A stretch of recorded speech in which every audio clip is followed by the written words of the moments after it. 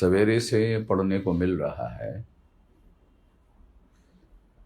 कि महिलाओं के लिए 33% आरक्षण भारतीय जनता पार्टी ने पार्लियामेंट में विधेयक ला दिया है। राज्यसभा में ये पहले ही पारित हो चुका है। अब केवल लोकसभा में पारित होना बाकी है और लोकसभा में पारित होने के लिए भारतीय जनता पार्टी को किसी प्रकार की कोई रुकावट आने वाली नहीं है। इसका मतलब ये है कि महिलाओं को 33% पॉलिटिकल रिजर्वेशन लागू हो जाएगा, ऐसा माना जा सकता है। तो क्या इससे महिलाओं को प्रतिनिधित्व मिल जाएगा? क्योंकि मूल रूप से प्रतिनिधित्व मिलने की बात है, रिप्रेजेंटेशन मिलने की बात है। अगर हम लोग भारतीय समाज व्यवस्था का अध्ययन करते हैं तो पता चलता है भारतीय समाज व्यवस्था में जो ब्राह्मणिकल सोशल ऑर्डर है उसमें महिलाओं को और समस्त महिलाओं को शूद्र घोषित किया गया है। इस दृष्टि से 33% महिलाओं को रिजर्वेशन देना अच्छी बात है, मगर इस 33% में क्योंकि ये रिजर्वेशन तो सारी महिलाओं के लिए लागू हो गया है, अगर ये सारी महिलाओं के लिए रिजर्वेशन लागू हो गया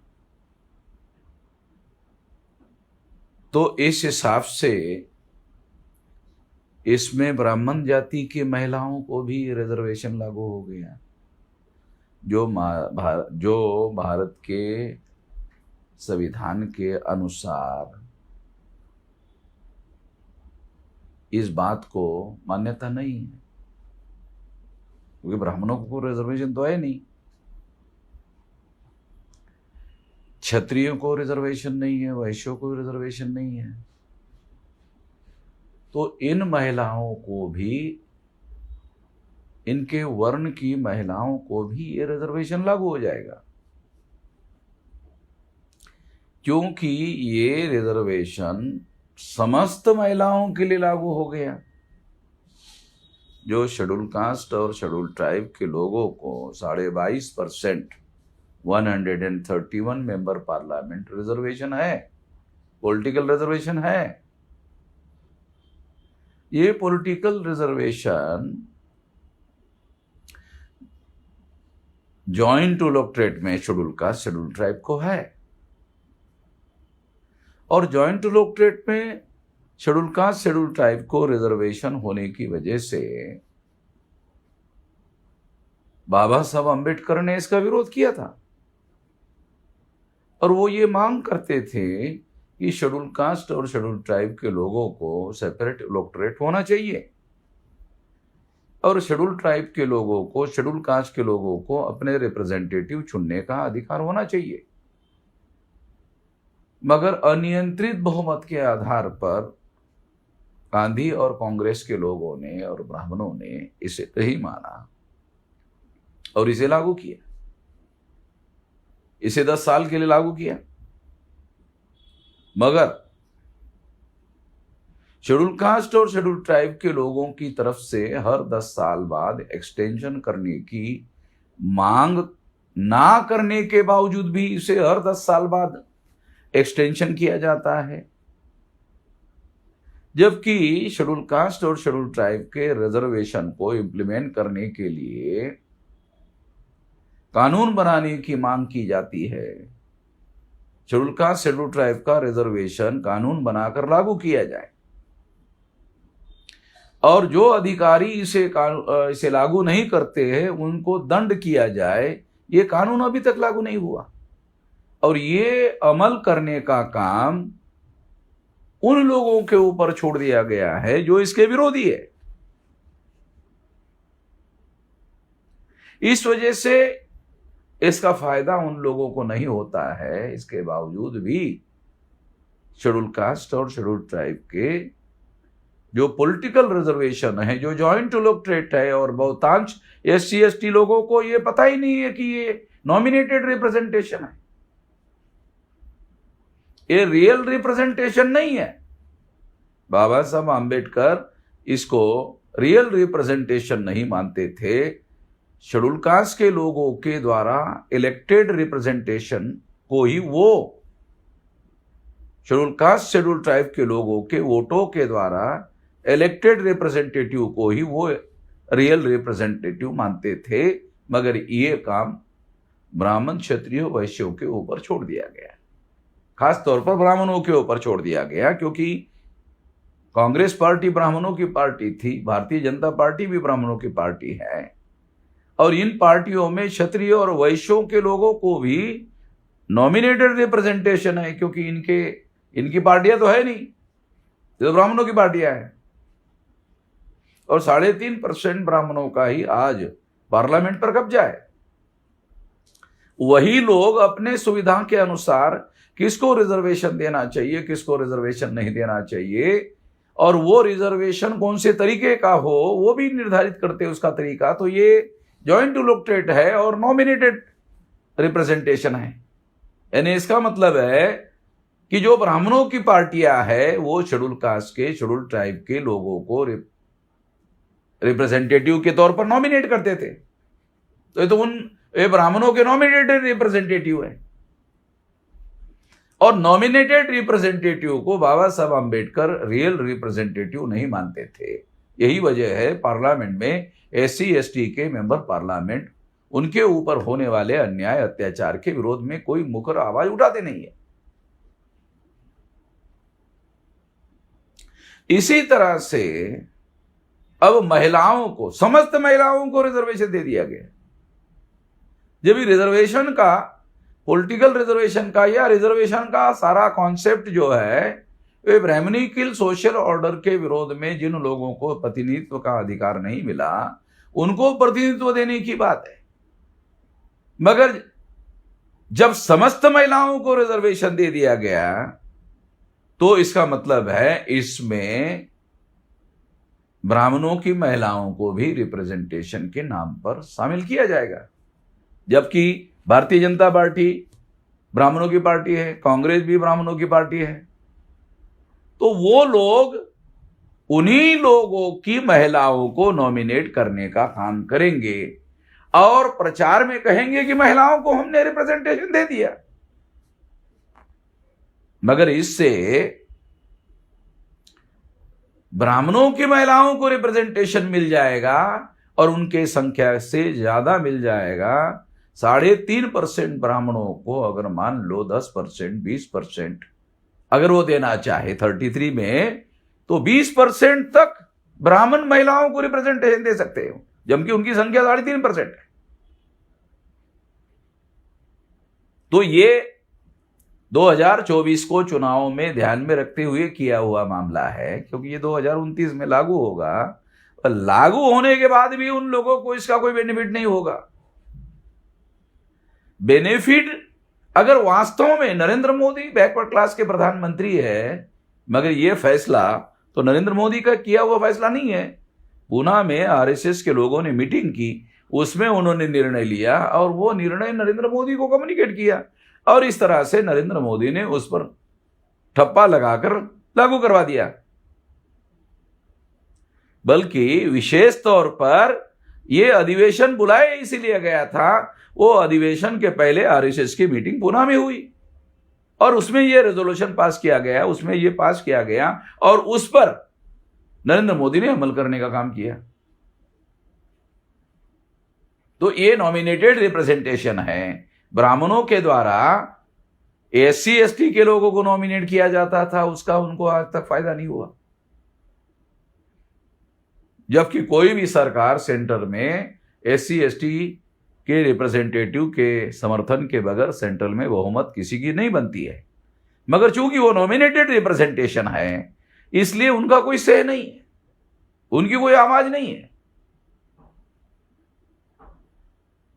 उसी तरह से समस्त महिलाओं को, महिला के नाम पर समस्त महिलाओं को, महिलाओं का नाम लिया जा रहा है मगर समस्त महिलाओं को, जिसमें ब्राह्मणों की महिलाएं भी है, उनको रिप्रेजेंटेशन दिया जाएगा और प्रचार किया जाएगा कि हमने महिलाओं को रिप्रेजेंटेशन दे दिया।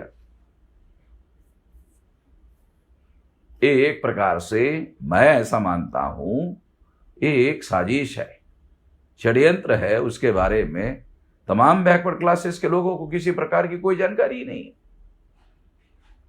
यदि नरेंद्र मोदी महिलाओं के इस आरक्षण में 52% महिलाओं को 52% ओबीसी की महिलाओं को अलग से रिजर्वेशन देते, जैसे एससी एसटी को पॉलिटिकल रिजर्वेशन दिया हुआ है, उसी तरह का ओबीसी की महिलाओं को अलग से रिजर्वेशन देते, 52% देते,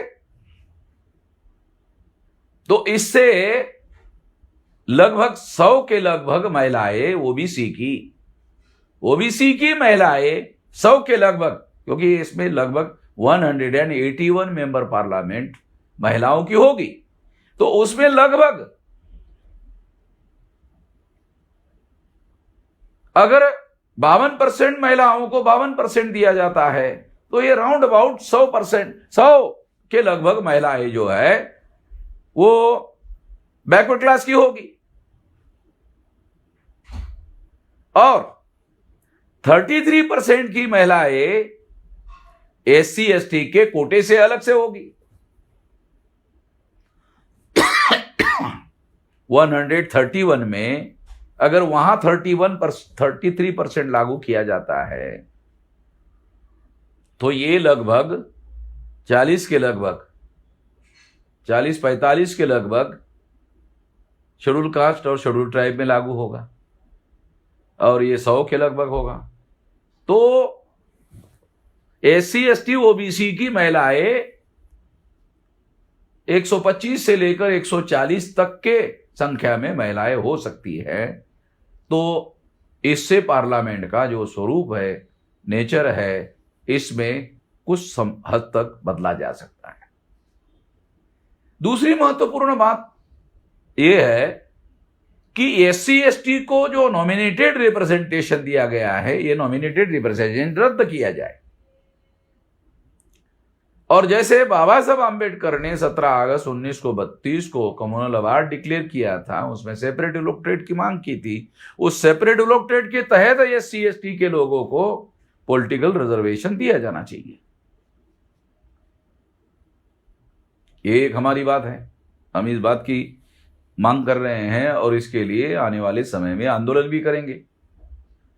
इसके अलावा ओबीसी के महिलाओं को 52% रिजर्वेशन होना चाहिए, उसका कोटा अलग होना चाहिए।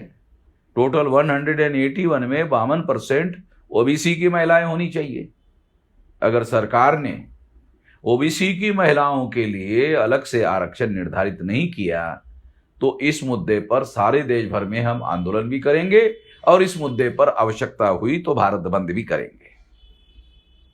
निश्चित रूप से इसके लिए हम आने वाले समय में ये आंदोलन और ये संघर्ष करने वाले हैं, ये हम छोड़ने वाले नहीं है। ये नॉमिनेटेड रिप्रेजेंटेशन का हम लोग विरोध करते हैं और नॉमिनेटेड रिप्रेजेंटेशन का विरोध करना बहुत ज्यादा जायज है, क्योंकि नॉमिनेटेड रिप्रेजेंटेशन अगर मान लो ब्राह्मण नॉमिनेट करते हैं तो ब्राह्मणों की संख्या बढ़ेगी, यानी ब्राह्मणों के पार्टी का कंट्रोल बढ़ेगा और इससे जो महिलाएं हैं उसका क्या फायदा होगा? उनको तो बोलने के लिए भी अलाउ नहीं किया जाएगा। ब्राह्मणों के पार्टी के तरफ से अगर उनकी संख्या बढ़ जाती है तो उनको पार्लियामेंट में तो बोलने भी नहीं दिया जाएगा। पार्टी की अनुमति होगी तो ही बोलेंगे। तो ये ना बोलने वाली महिलाओं को वहां केवल गिनती की संख्या करने के लिए बढ़ाया जा रहा है। रिप्रेजेंटेशन जो संविधान का शब्द प्रयोग है, रिप्रेजेंटेशन का क्या मतलब है? महिलाओं की आवाज जो है वो पार्लियामेंट में गूंजनी चाहिए। महिलाओं की आवाज गूंजेगी, जैसा प्रधानमंत्री ने कहा कि महिला की आवाज गूंजेगी। कहां से गूंजेगी? जब SC ST के लोगों की आवाज नहीं गूंजी तो महिलाओं की आवाज ज्वाइंट इलेक्टोरेट में कहां से गूंजेगी? तो ये तो बहुत संख्य लोगों को यही समझ में नहीं आता है कि सेपरेट इलेक्टोरेट क्या होता है और ज्वाइंट इलेक्टोरेट क्या होता है। ज्वाइंट इलेक्टोरेट, बाबा साहब आंबेडकर कहते हैं कि जो ज्वाइंट इलेक्टोरेट की प्रणाली है, ये ब्राह्मणों को, SC ST OBC के लोगों को नॉमिनेट करने का अधिकार बहाल करती है।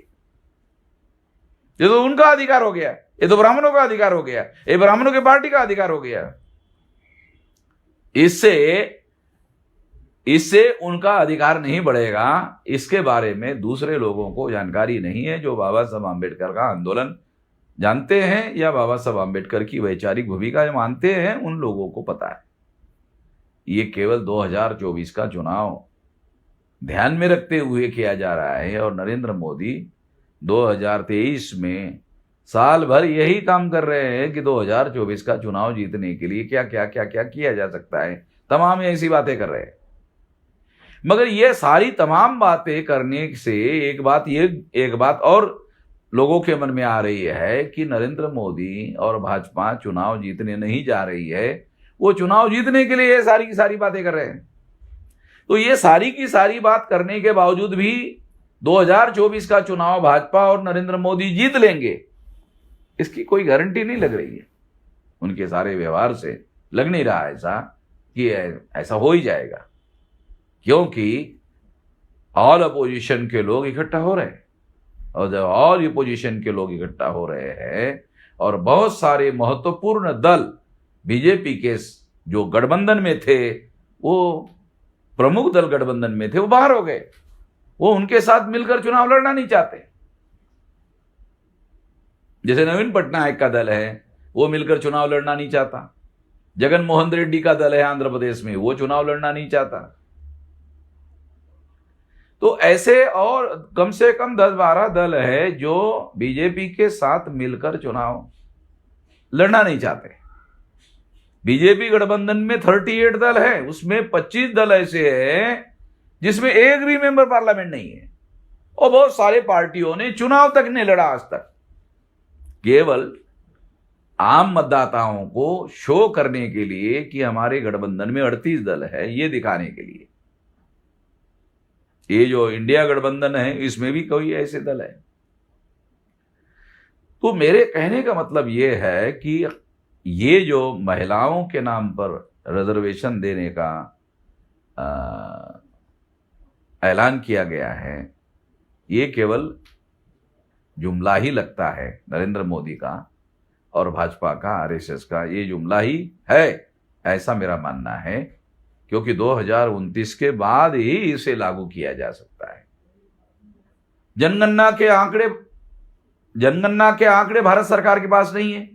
जनगणना का RSS और भाजपा के लोग विरोध कर रहे हैं, जनगणना करना नहीं चाहते। चुनाव जीतने के लिए तमाम हथकंडे अपना रहे हैं, मगर OBC की जाति आधारित गिनती नहीं कर रहे। ये बहुत बड़ा हथकंडा हो सकता था, मगर ये नहीं कर रहे, क्योंकि उससे ब्राह्मणिकल सोशल ऑर्डर पर ब्राह्मणों का कंट्रोल कम हो सकता है, इसलिए वो नहीं कर रहे। OBC की जाति आधारित गिनती करने का एक मुद्दा है, और उस मुद्दे के ऊपर भी हम आने वाले समय में भारत बंद करेंगे, बड़ी लड़ाई लड़ेंगे दिसंबर तक, इसको छोड़ेंगे नहीं। इतना ही नहीं, दिसंबर तक हम लोग EVM के ऊपर भी भारत बंद करेंगे। तो ये सारी बातें हैं जो आने वाले समय में चुनाव को ध्यान में रखते हुए जो चीजें की जा रही है, उससे ऐसा हमें नहीं लगता कि RSS और भाजपा के लोग केवल इस हथकंडे की वजह से चुनाव जीत जाएंगे। मैं इस मौके पर इतना ही कहना चाहता हूं। आपने मेरी बात ध्यान से सुनी, इसके लिए आभार, धन्यवाद।